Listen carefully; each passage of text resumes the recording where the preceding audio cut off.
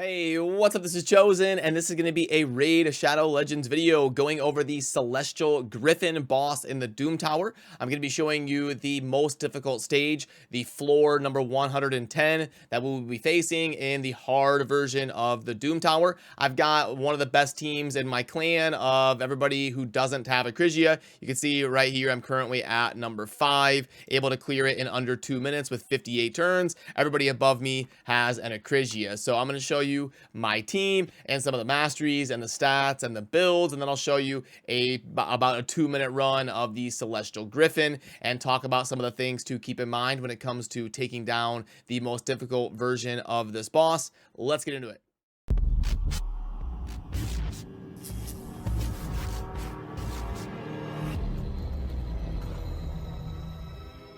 Alrighty, now first of all, just a quick refresher course and things to keep in mind when you are trying to take down the Celestial Griffin. It's got some interesting mechanics, and it's a little bit similar to the Dragon dungeon because it's going to be a little bit of a DPS race. The Griffin is going to have this Sky Bond mechanic where it's going to keep getting stacks of Sky Bond, and this can get very dangerous, especially once it gets over 10 stacks, because at that point, when it is over 10 stacks, it's going to start to ignore shields. As you can see right here in the Celestial Bond passive, will ignore shield, block damage, and unkillable buffs when the Griffin has 10 or more Sky Bond buffs. And also worth noting, you really want to be careful with any sort of turn meter manipulation or filling that you're doing in this fight, because it's got this fair wind passive.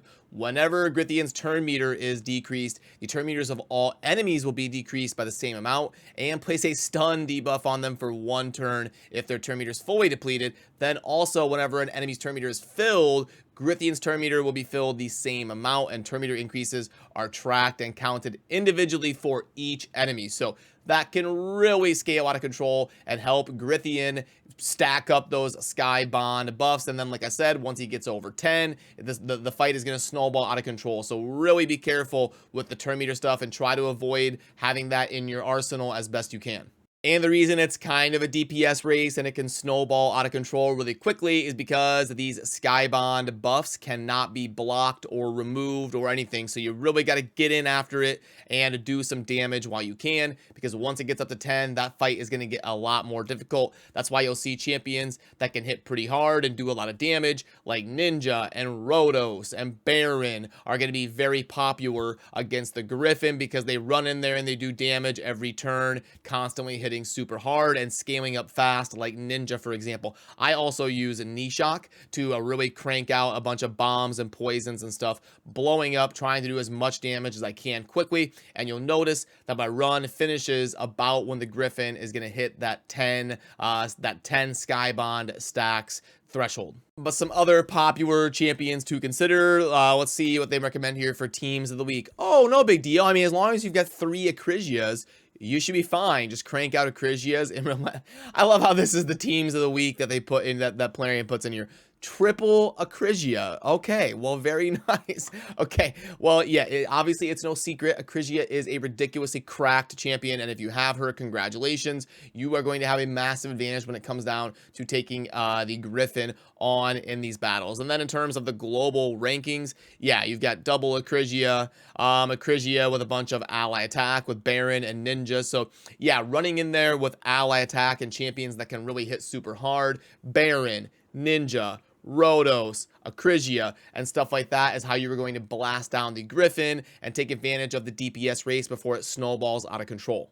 But I've got a more normal team here that I kind of threw together with what I've got on my account. Now, obviously, a lot of you are not going to have a Duchess. That's probably the rarest, most top tier champion I'm using here. You could replace a Duchess with somebody who is going to provide support utility and be mostly fine. I'm using Ninja and Rhodos and Nishok and Brogni, who were all promo champions or fusion champions centered around a support champion that will help me keep everything together. But now if I pull up my run, I'll go ahead and play that for you. Here we go, and boom. So the first wave, you are going to be facing a Siphi, but typically for these boss fights, as long as you're strong enough to take down the boss, you're going to be strong enough to take down the waves. The waves are typically not much of a problem when it comes to these Doom Tower bosses.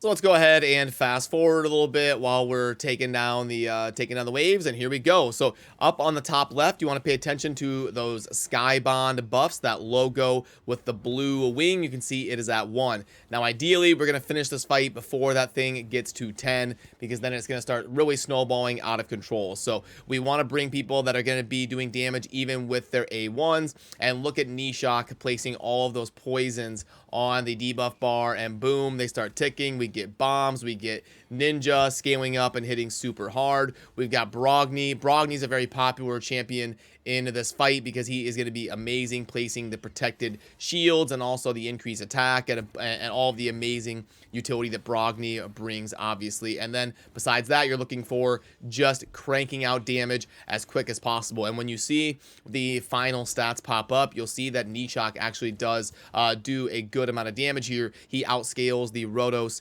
and also the Ninja. I could also Nishok, a moment of opportunity for me to increase this team, maybe trying to get somebody like a Longbeard in there, because Nishok is pretty good with ally attack as well. So that is something I could consider. But I'm doing 2-minute runs and it's going pretty smoothly, so I didn't really feel the need to go further, because I'm probably going to be farming the lethal set. But oh, there you can see the 1.6 million there from Nishok. But yeah, the Guardian set that we get from the Griffin is obviously very good, and you want good pieces of it on your account.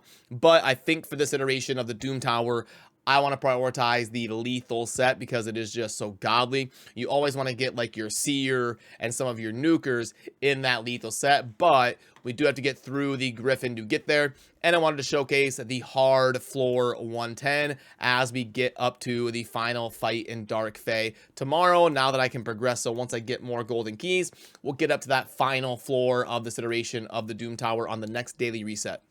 And if you want to see the stats of my team, I will pull that up right there for you. Also, some big stat thresholds to take note of when you're diving into the Griffin is on the normal difficulty. You're going to want to get somewhere between that 100 and 150 accuracy tier. And then for the hard difficulty, you're going to need to get a lot more. You're going to want to be up around like 340, 350, 370 accuracy. If I wanted to really prioritize my Brogni being able to land things more often, I would want to bump up his accuracy a little bit to around that 350 range there on him. But the main important thing is getting my Ninja and my Nishok above the threshold. You can see that they are at 370 and 407 respectively, which will be fine against the toughest stage of the Celestial Griffin.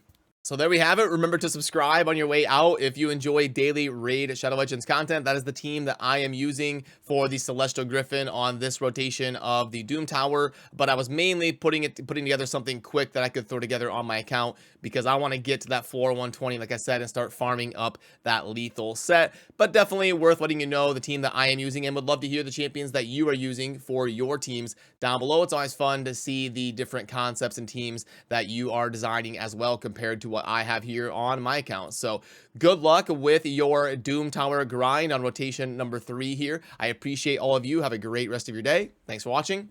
Peace.